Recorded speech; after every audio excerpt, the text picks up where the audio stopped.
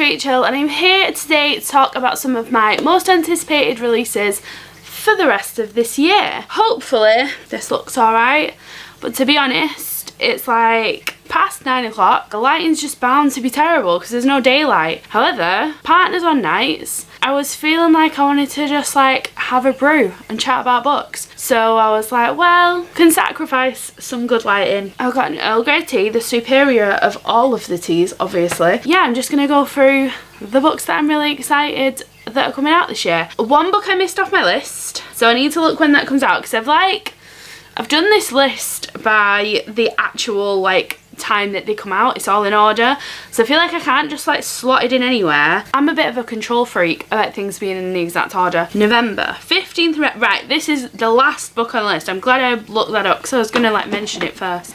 That's gonna be the very last book, and then also I'm gonna just start quickly with a book that I don't know if it's an anticipated release and I don't know if I'm going to read it. So I'm going to mention that one first and then get on to the other books. So that book is It Starts With Us by Colleen Hoover. I don't actually know when this comes out, but I know it's pretty soon because everyone's very excited about it. I enjoyed It Ends With Us. I thought it was good. It had its issues. There were things I didn't like about it. Writing style specifically. Overall cringiness, but there's a really good message there and I was really glad I read it. However, It Starts With Us, I've read a synopsis for, and basically goes back in time to tell all of the book from a different perspective. A bit like the Twilight and Midnight Sun situation. I'm just not into that. I'm not into rehashing all of these things that I kind of already know what happens. I know what happens in the end because I've read the other book. Yeah, I don't know if I'm like wanting to read it or not, but then I'm like, oh, I think it goes past where It Ends With Us ends. Do I read it just to find out what happened next? Don't know.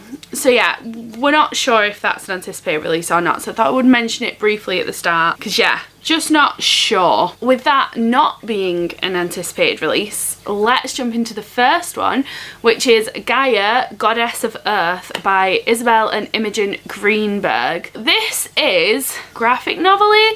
I don't know if it counts as a graphic novel because it's like an informational book that's more aimed at children, and I don't know whether you'd class it as a graphic novel. However, yeah, I feel like I have to because it's Isabel Greenberg and she's like graphic novel queen. This is in the same vein as Athena, which was a book that they'd done together where they illustrated like the life and the myth of Athena, and that is basically what this one is, and I'm so excited for it. This one comes out on April 14th, which I'm pretty sure it's April 12th. Yeah, it is April 12th today.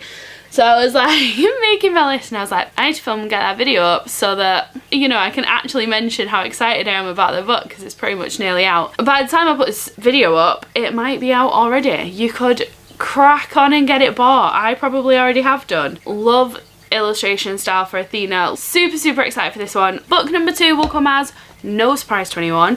I've already mentioned it quite a lot recently on my channel, and it is Idol by Louise O'Neill. Louise O'Neill is a motherfucking goddess and one of my, I'd put her in top 5 authors. I've read all of her books now. I've actually run out, so I'm really excited that Idol's coming out. So excited for this. So this book is about an influencer and they have quite a big following on the internet, and they basically do a like really honest article or video, I don't really know, but make some content about their first sexual experience and go into some detail, I'm assuming. Out of the woodwork from this comes the main character's best friend, who said sexual experience was with, and she has a very different version of events to the one that was told in this article or video. And I think the book kind of lynches on the real and the sort of made up online type of profile people make for themselves, if you get what I mean. But I'm very excited. I fucking love Louise O'Neill and she's just the best person to talk about issues.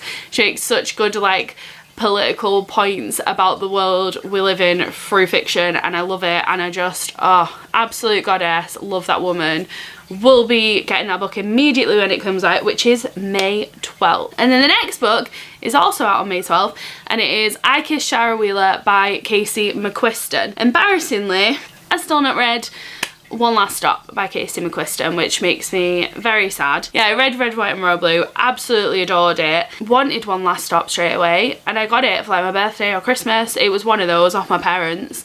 I was so excited and I've still not picked it up. I listened to Books Unbound, the like podcast that Ariel and Raylene do, and they always talk about these mashed potato books where they're like so excited for them that they can't pick them up. Like everything's got to be perfect, and that book is one of those. So that, Casey McQuiston, and this Rainbow Rowell book, oh my god, I'm so fucking angry at myself for not reading Anywhere the Wind Blows. I was waiting for so long and I wanted it for so long and I've not fucking read it. I'm gonna be honest, I'm more excited for One Last Stop and I'm probably gonna pick that up first. Ike Shara Wheeler gives me Paper Towns Looking for Alaska vibes. So it is about a girl who kisses the prom queen, Shara Wheeler, and then she goes missing, and so she and the other boys that she has been kissing make a little alliance to try and go and find her. Do you know what I mean by like the Paper Towns vibe? And maybe not as much Looking for Alaska, but definitely Paper Towns. I don't like Paper Towns. I absolutely hated that book.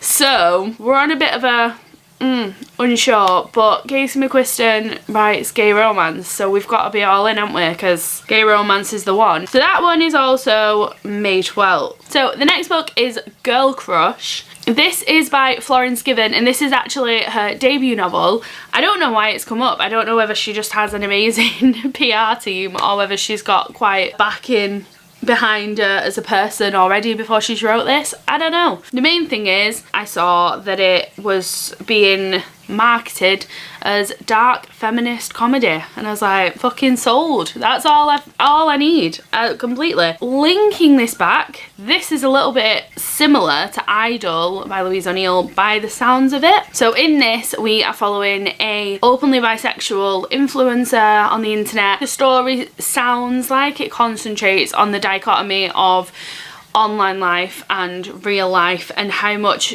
those overlap. Like it just sounds like that sort of a meditation on like who a person is and all that sort of stuff, and I'm really excited for it. I think it sounds fucking amazing. We're gonna pick that one up. That one's August 16th 2022, so that one's quite a while off. The next book, so what happened was I was making this list today and I was like, I've pretty much got the books I want, but I'll go on Waterstones and look at the coming soon and just double check there's nothing that I'm super fancying. A Taylor Jenkins Reid book came up. Taylor Jenkins Reid, for me, I don't want to say that I don't vibe with her because I do. Evelyn Hugo was one of my favourite books the year that I read it. Blown away, absolutely loved that book. Then I tried reading Daisy Jones and the Six. Couldn't get into it. I was trying to listen to an audiobook and it's very much like diary format, letter format, that sort of thing, and I think it was just all a bit too much to be listening to an audiobook. So I do have a physical copy of it and I do want to try again and read it, and I do think I would like it because it seems very like Fleetwood Mac vibes and I fucking love Fleetwood Mac. Taylor Jenkins Reid, I haven't read anything else by her, and although I've had some rings and bells, like the Malibu one sounds amazing, like the blurb of that sounds so good. I do want to read her books, but she's got such a backlog that I'm kind of like, take them or leave them. I'm not like killing myself to read any of her books. That was until I found out about this book that's coming out. One thing that we might not know about me on this channel, so I don't talk about it a lot. I don't know, I feel like it doesn't come up a lot, but is something very important, is that I love tennis. I absolutely adore tennis. I don't like sports. My fiance is really into football. I've kind of got into football because she's been watching it, but I still don't love it. I don't like watching sports. To be honest, I think it's just the team thing of it. I am very much a single-minded, like competitive, not a team player type of person. And so I really don't enjoy all of these sports. Tennis is a game of the elites.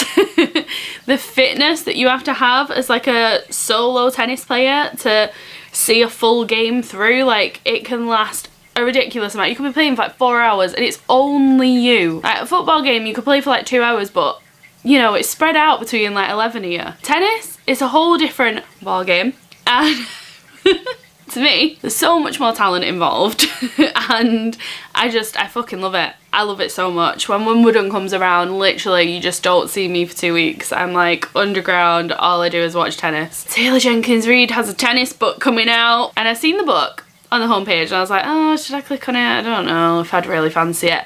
Clicked on it, I was like, well, when's it coming out? And I think literally like in the first few lines it just said tennis star and I was like, oh, what? Tennis star? I want this book now. So it's called Carrie Soto is Back and it is obviously by Taylor Jenkins Reid. This book is out on August 30th. So basically it's about Carrie Soto.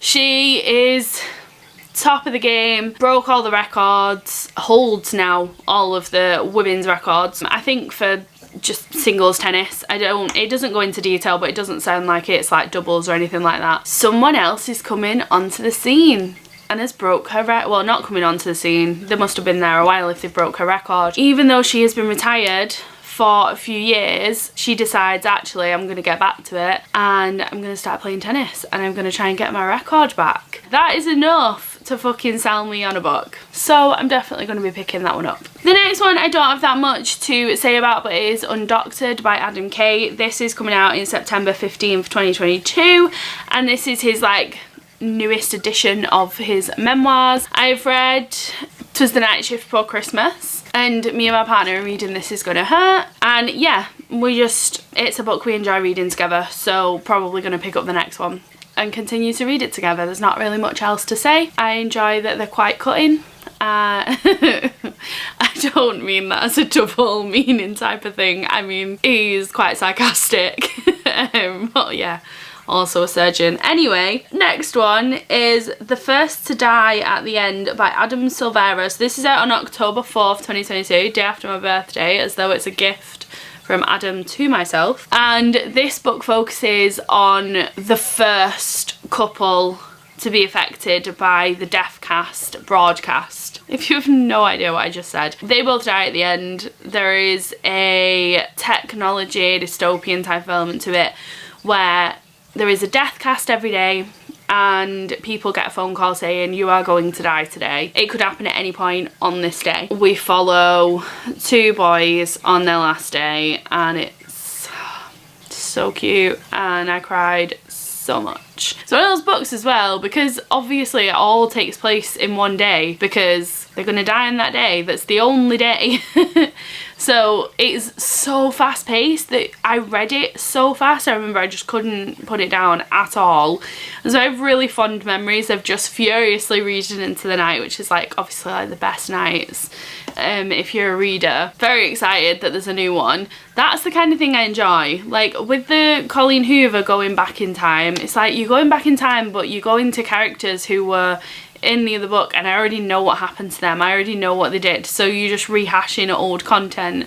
Whereas with this, the characters who are in this book aren't going to have been in They Both Die at the End, so there's no real retelling of a story I already know. That's kind of where the issue is. That's why I'm saying I want to read this one and not saying I want to read the other. And then the second to last book, because I have my last minute added one, is Novelist as a Vocation by Haruki Murakami, and this one comes out on November 8th. I am like one of the only people who has never read a fictional Haruki Murakami book on BookTube. Everyone talks about him all of the time, but to be honest, I hear great things, I hear how amazing he is, and then I hear terrible things about how he just writes the same book over and over again about cats and jazz. Swings and roundabouts. Don't know if I'm gonna like him. However, what I talk about when I talk about running, I have read, which is a book that he wrote that sort of focuses on writing, and it's not as specific. It does cover writing, and I would say it's like a book about writing, but he doesn't go into it in such specific detail. Like he talks a lot about marathon running and all that sort of stuff as well, so it isn't just writing, like it ties into his fitness and his beliefs about life and stuff, but it's absolutely fantastic. I loved that book. So when I seen Novelist as a Vocation the other day, I was like, that is definitely one that I'm going to pick up. Love any sort of books about writing. I find them really motivational, and yeah, I already know that I like Haruki Murakami talking about writing, so hopefully going to pick that up. By the time that book comes out, let's make a goal here and now. I hope to have read one of his fictional books. I do have Norwegian Wood at my mum and dad's, so it's a possibility. I've got one of his books. I don't even have to go out of my way. Well, I do have to go out of my way to go and get it from my mum and dad's, but they don't live that far away. And then, yeah, the last book that I'm going to mention is Bloodless Ties, and this is by Katie Wismer. I'm not going to talk about it that much because it is the 3rd book in her Marionette series, so I don't want to spoil it for anyone, but it is very much like witchy, vampire, dark fantasy kind of vibes. Really enjoying it. It's quite fast-paced and not super predictable. It's predictable in the way that like it's in the genre of like True Blood and Vampire Diaries and things like that, so you have an idea of where things will go, but unpredictable in the way that I don't think you specifically know what's coming. Can you be predictable and unpredictable at the same time? I don't know. But anyway, that book comes out on the 15th of November 2022. Yeah, I have no idea how many books I just talked about, but I'm super excited for all of them. Hopefully I'll get to them all. I'll probably make an anticipated reads video next year without having read any of the books that were on this list this year, because that's just the kind of person that I am. No, I won't actually, because I've just seen that Louise O'Neill book and I'm definitely fucking reading that. Yeah, anyway, thank you very much for watching. If you are looking forward to reading any of these, please let me know in the comments down below, or if there's any other books that you are excited for and you think I might be excited for, let me know. Thank you very much for watching, and I will see you in my next video. Bye!